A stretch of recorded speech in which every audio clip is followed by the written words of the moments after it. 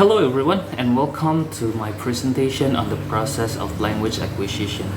In this talk, we'll explore how humans develop the ability to communicate from infancy to fluency, touching on biological and cognitive factors. Language acquisition is the fascinating process of learning a language. It begins at birth and continues as we grow, influenced by biology, cognition, and social interactions. Today, I'll guide you through the stages, key theories, and challenges associated with the process. The first stage of language acquisition is known as prelinguistics. Occurs in the first 6 months of life. Babies make sound like crying and cooing, and they begin recognizing speech patterns. By 6 to 10 months, we enter the babbling stage, where infants produce repetitive sounds like baba. Next is the one-word stage. Around a year old, will children use single words to express complex meanings.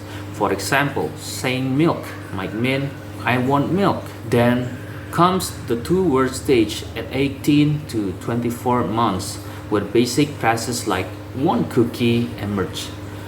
By the early multi-word stage, between 2 and 3 years old, sentences become longer and grammar starts to develop.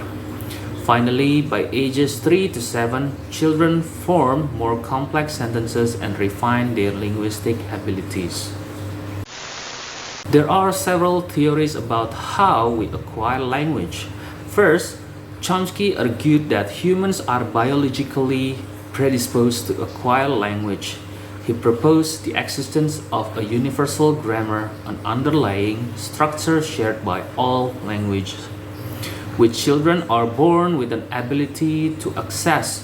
According to this view, the human brain contains a language acquisition device, or LAD, an inherent mental mechanism that allows children to quickly and easily learn any language to which they are exposed. Chomsky and others have proposed that there is a critical period for language acquisition, typically thought to be between birth and puberty. During this period, the brain is particularly receptive to language input, and children can effortlessly absorb the language structures they hear. After this critical period, language acquisition becomes more difficult and less efficient.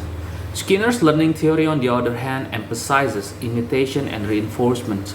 Children learn language by imitating and mimicking adults and being rewarded for correct speech. Lastly, Vygotsky interactionist theory highlights the importance of social interaction, suggesting that language develops through meaningful communication with others. Biology plays a central role in language acquisition. Specific brain regions such as Broca's and Wernicke's areas are responsible for speech production and comprehension. Broca's area is located in the left frontal lobe of the brain. Broca's area is responsible for language production, such as the ability to form words and speak. Wernicke's area is located in the left temporal lobe. Wernicke's area is involved in language comprehension. In most individuals, the left hemisphere of the brain is primarily responsible for language processing. Studies of brain activity and people with language impairments suggest that the left hemisphere is more engaged in processing linguistics information, whether for understanding or producing language. Social interaction is essential in language learning. Caregivers often use a style of speech called madres, which is slower, high-pitched, and more exaggerated. This helps infants focus on language. Through shared activities like pointing at objects, known as joint attention, children link words to meanings. Interactionist theories emphasize that language emerges through meaningful social communication. Cognitive abilities are tightly linked to language development.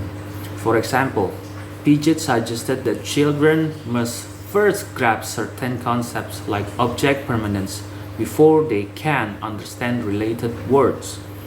The cognitive interactionist theory explained that as children's cognitive skills grow, so does their ability to use language.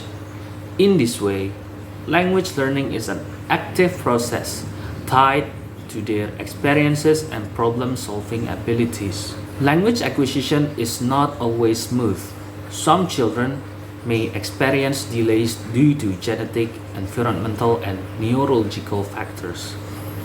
Specific language impairment, or SLI, affects language skills even in children with normal cognitive development.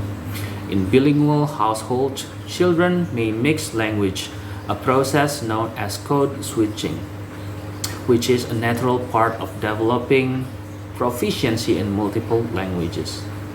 Later. In summary, language acquisition is a multifaceted process influenced by biological, cognitive, and environmental factors. Children progress through distinct stages, from pre-linguistic sounds to complex sentences. Theories like nativist, learning, and interactionist perspectives shed light on different aspects of how language develops.